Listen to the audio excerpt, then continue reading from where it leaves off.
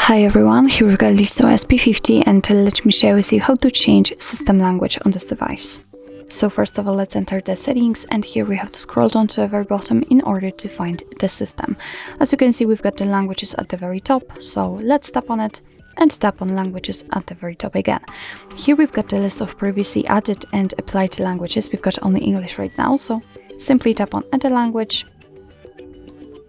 Oh my god, that was a misclick, but whatever. Let's tap on add a language, and as you saw, all you have to do is to simply find the language from this list and tap on it in order to add it to the list. So let me pick, for example, the Netherlands.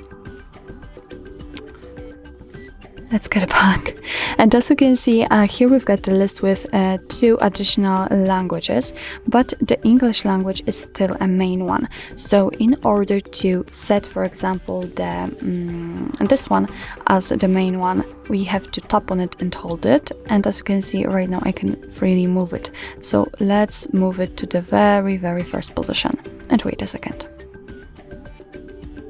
And as you can see, from now on, and the whole system, the whole menu will be in the chosen language. So just make sure that the language you would like to use is on the very first section. Let me show it to you again. Let me switch to the English.